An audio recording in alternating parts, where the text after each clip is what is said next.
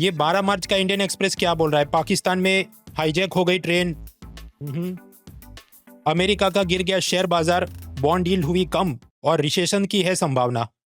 मित्रों, ये शेयर बाजार गिर गया और अमेरिका में मंदी आई, इतना तो समझ आता है, लेकिन ये बीच में बॉन्ड यील्ड नाम का क्या कंसेप्ट है और उसका क्या वास्ता इन सबके साथ आज के लेक्चर में हम समझेंगे। हाँ तो मित्रों, समाचार है कि अमेरिका का शेयर बाजार गिर चुका है, बॉन्ड यील्ड गिर चुकी है और रिसेशन की संभावना है। यहाँ शेयर मार्केट और रिसेशन तो समझ में आता है, लेकिन बॉन्ड यील्ड क्या है? जो मेरे पुराने विद्यार्थी हैं उनके लिए मुश्किल से 2 मिनट का मुद्दा है कि जैसे ही रिसेशन यानी मंदी की संभावना लगे तो शेयर बाजार गिरता है और इन्वेस्टर अपना पैसा बॉन्ड में लगाते, तो बॉन्ड की डिमांड बढ़ती है, तो बॉन्ड का भाव बढ़ता है, तो बॉन्ड की यील्ड कम होती है। तो बॉन्ड की यील्ड कम होना या गिरना एक तरह से मंदी का इशारा करता है। तो हो गया 2 मिनट का मुद्दा कि बॉन्ड यील्ड गिरती है तो रिसेशन की संभावना दिखती है। लेकिन जो नए विद्यार्थी हैं उनको मैं बेसिक से शुरुआत से पूरे कंसेप्ट समझाता हूँ। प्राइमरी सेकेंडरी मार्केट क्या, शेयर वर्सेस बॉन्ड क्या, बॉन्ड यील्ड क्या, रिसेशन से उसका क्या वास्ता है और ये ट्रम्प की नीतियाँ इसके लिए क्यों जिम्मेदार है। तो टाइम स्टैम्प के हिसाब से आप ये वीडियो देखते रहना और नोट पेन लेके बैठना, क्योंकि बहुत सारे लिंकेजेस आएंगे तो आपको खुद से थोड़ा लिखोगे तो ज़्यादा याद रहेगा। शेयर्स या इक्विटी क्या होती है कि जैसे टाटा मोटर्स में मैं अपना पैसा लगाऊं और वो मुझे एक प्रकार से अपना हिस्सेदार बना दे कि आपने 10 शेयर खरीदे, आप हमारी कंपनी का जो भी 10% 1% हिस्सा आपका। अब जब भी हमारी कंपनी को मुनाफा होगा तो उस मुनाफे में से हम आपको शेयर होल्डर को डिविडेंड यानी लाभांश देंगे। तो हो सकता है किसी दिन टाटा मोटर्स की गाड़ियां ज़्यादा बिके तो मुझे 50 रुपये का डिविडेंड आए, किसी साल कम बिके सिर्फ 40 का आए, और कोरोना में बिल्कुल ना बिके तो 0 रुपये का भी डिविडेंड आए, फिर थोड़ी रिकवरी आ जाए, थोड़ा ज़्यादा आए। तो डिविडेंड की रकम फिक्स नहीं होती, ये होता है शेयर्स। तो स्वाभाविक है कि इन्वेस्टर के पॉइंट ऑफ व्यू से सोचो कि जब भी उसे लगे इकोनॉमी में बूम यानी तेजी की संभावना है, लोग दे दनादन शॉपिंग करेंगे, कंपनियों का मुनाफा होगा, तो डिविडेंड भी अच्छा आ सकता है, तो वो शेयर्स की तरफ ज़्यादा झुकते हैं, तो शेयर में ज़्यादा पैसा लगाएंगे। तो तेजी के ज़माने में शेयर बाजार ऊपर जाता है। रिवर्स इज ऑल्सो ट्रू कि मंदी के ज़माने में ये लोग वहाँ से भाग जाएंगे क्योंकि उनको डिविडेंड की अपेक्षा कम होगी। तो फिर बॉन्ड क्या होता है? बॉन्ड एक प्रकार का लोन है। तो टाटा मोटर्स मुझसे लोन में पैसा ले कि ये लो 100 रुपये का बॉन्ड और हमें पैसा दो और हम आपको 5 साल के लिए हर साल 12 रुपये का डिविडेंड देंगे और बाद में प्रिंसिपल वापस करेंगे। अब यहाँ पर आप समझो, टाटा मोटर्स को नफा हो या नुकसान, वो मुझे पक्का ब्याज देते रहेंगे कि हर साल 12 रुपये आते रहे, बड़े कोरोना में कोई गाड़ी नहीं बिके तो भी मुझे 12 रुपये मिलेंगे। तो बॉन्ड के अंदर इंटरेस्ट फिक्स है, लेकिन आप समझो शेयर्स में जो डिविडेंड आता है उसके मुकाबले थोड़ा कम दिखे।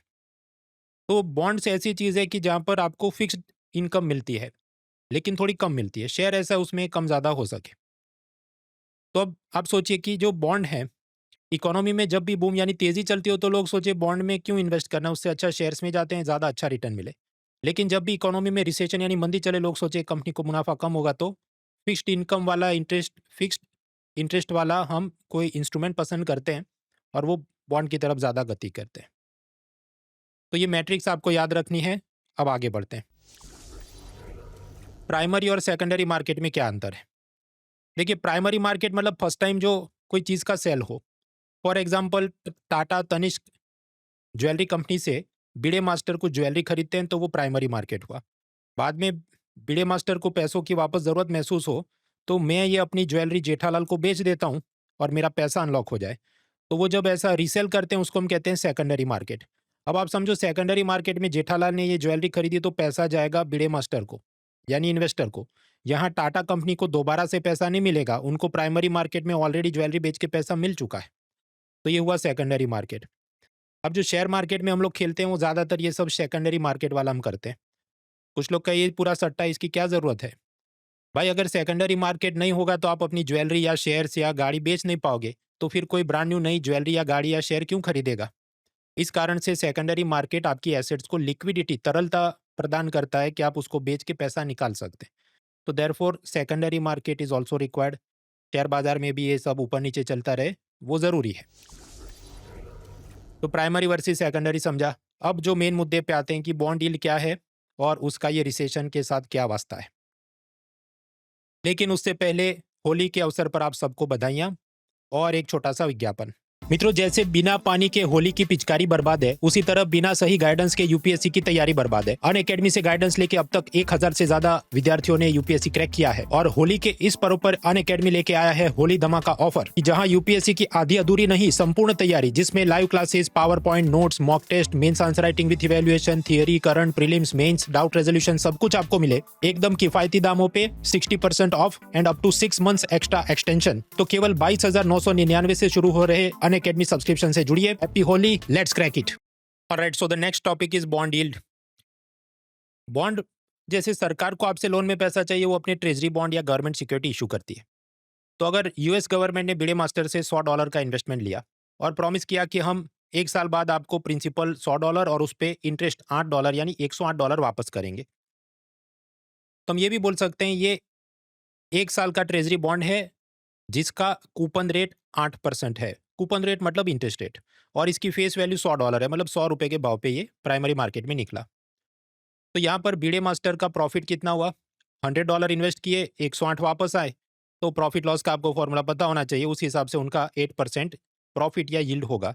तो इसके लिए ज़्यादा टेक्निकल वर्ड क्या है? Bond yield. तो बॉन्ड यील्ड बीडे मास्टर की क्या है? 8%। लेकिन मान लो 3-4 महीने चले जाएं और उनको अर्जेंटली पैसों की ज़रूरत महसूस हो, 1 साल तक मुझे रुकना नहीं है, तो बीडे मास्टर जेठालाल को यही बॉन्ड $90 में सेकेंडरी मार्केट में बेच के निकल लेते हैं। तो अब समझो यूएस गवर्नमेंट किसको पैसा वापस करेगी? जिसके हाथ में कागज होगा उसको वापस करेगी। तो जेठालाल को 1 साल बाद पैसा मिलेगा कितना? 108। तो यहां पर आप जेठालाल की यील्ड सोचो, $90 इन्वेस्ट किए, 108 वापस आ रहे हैं, यानी कि उनकी यील्ड हुई 20%। तो समझो बॉन्ड तो एक ही था, ब्याज भी उस पर एक ही था 8%, लेकिन इनको ज्यादा प्रॉफिट क्यों दिख रहा है? भाई सीधी बात है ना कि सस्ते में लिया इसलिए ज्यादा प्रॉफिट दिखेगा। यानी कि जेठालाल ने सस्ते में माल खरीदा तो इनको प्रॉफिट ज्यादा दिख रहा है। $90 पे खरीदा, 20% यील्ड है। बीडे मास्टर ने ओरिजिनली 100 पे खरीदा था तो उनको कम यील्ड 8% दिख रही थी। तो अब पूरा अगर टेबल बनाए तो वीडियो पॉज करके देखना, जितना आप सस्ते में बॉन्ड खरीदोगे उतना आपको ज्यादा प्रॉफिट दिखेगा। तो bond yield is inversely related to the price. एक बात हुई। दूसरा कंसेप्ट बहुत आसान है, कोई भी चीज की डिमांड बढ़ती है तो उसका प्राइस बढ़ता है, मांग बढ़ती है तो भाव बढ़ता है। और आप याद करो, हमने समझा कि जब भी इकोनॉमी में रिसेशन यानी मंदी की संभावना हो तो इन्वेस्टर को शेयर्स के मुकाबले बॉन्ड में ज्यादा अपनी सेफ्टी लगती है, वो उस तरफ ज्यादा गति करते हैं। तो स्वाभाविक है, तेजी की जगह मंदी में जा रही है इकोनॉमी, तो फिर बॉन्ड्स की डिमांड बढ़ेगी सेकेंडरी मार्केट में, और डिमांड बढ़ेगी तो उसका प्राइस बढ़ेगा। और अभी हमने देखा कि जितना आप सस्ते में लोगे तो यील्ड ज़्यादा दिखती है, लेकिन महंगे में खरीदोगे तो यील्ड कम दिखती है। वीडियो पॉज करके आराम से आप दिमाग में बिठाओ ये बात। बस तो अब सारी चीज़ों को आप कंबाइन करो कि अगर बॉन्ड के भाव में बढ़ोतरी होती है सेकेंडरी मार्केट में, कि 90 में जो मिलता था वो 100 का हो गया, यानी कि यील्ड में कमी दिखेगी, 20% की जगह 8% दिखे। तो ये जो यील्ड में कमी या बॉन्ड के भाव में बढ़ोतरी मंदी की तरफ इशारा करती है। जो अभी हमने आगे शुरू में बोला, बॉन्ड यील्ड कम हो रही है तो रिसेशन की संभावना है, और यही सब बातें इंडियन एक्सप्रेस के आर्टिकल में दी गई थी। हाँ तो मित्रों, पूरा आर्टिकल आ गया इंडियन एक्सप्रेस में 12 मार्च को कि कैसे उनका शेयर बाजार गिर गया है and lower yields potentially indicate a shift towards more risk ever sentiment among investors often associated with economic uncertainty. अब प्रश्न होता है इसमें ट्रंप की नीतियां क्यों, कैसे जिम्मेदार? ये जो ट्रंप ने टैरिफ वॉर शुरू किया है पूरी दुनिया के साथ, उसमें कनाडा को भी लपेटे में लिया कि तुम्हारे यहाँ से जो स्टील और एल्यूमिनियम आता है उस पर पहले 25% टैक्स लगाता था, बढ़ा के अब 50% करूंगा क्योंकि तुम लोग अपनी जो बिजली और बाकी चीजें हमको महंगा बेचते हो, या कुछ तो था।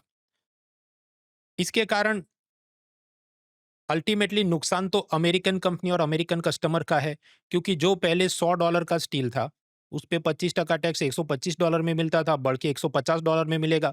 तो नुकसान तो अमेरिकी कंपनी और कस्टमर का है। लेकिन ट्रंप का ये सोचना है कि इसके चलते वो जितना कम शॉपिंग करेंगे तो कनाडा पे प्रेशर बनेगा और वो अमेरिका से जाने वाले माल पर कम टैक्स लगाएंगे और अपनी नीतियों में बदलाव करेंगे। हालांकि ये जो कनाडा के नए पीएम हैं, प्राइम मिनिस्टर है मार्क कार्नी, उन्होंने कहा कि नहीं, ईंट का जवाब पत्थर से देंगे। The Canadian government has rightly retaliated and is rightly retaliating with our own tariffs that will have maximum impact in the United States and minimum impact here in Canada. And my government will keep our tariffs on until the Americans show us respect.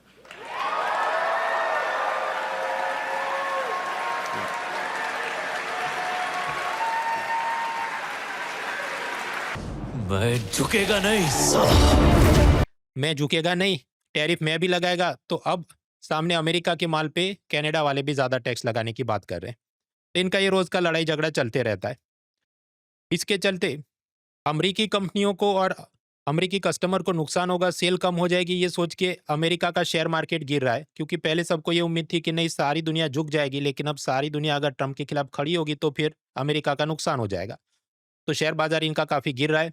लेकिन reporter ने जब पूछा तो Trump ने कहा नहीं, ये recession नहीं है, ये तो टेम्पररी ट्रांजिशन है, अल्टीमेटली तो हम ही जीतेंगे। I've only been here, But for are you expecting a recession this year? I hate to predict things like that. There is a period of transition because what we're doing is very big. We're bringing wealth back to America. That's a big thing. And there are always periods of, it takes a little time. अब प्रश्न होता है तो फिर recession क्या है, क्योंकि Trump तो मानेगा नहीं, कोई टेक्निकल व्याख्या होनी चाहिए इसकी। तो टेक्निकल व्याख्या रिसेशन की ये है, देखिए एक साल के अंदर 12 महीने हैं, तो 4 हिस्सों में हम डिवाइड कर दे तो जनवरी, फरवरी, मार्च 3 महीने, उसको कहे क्वार्टर, तिमाही।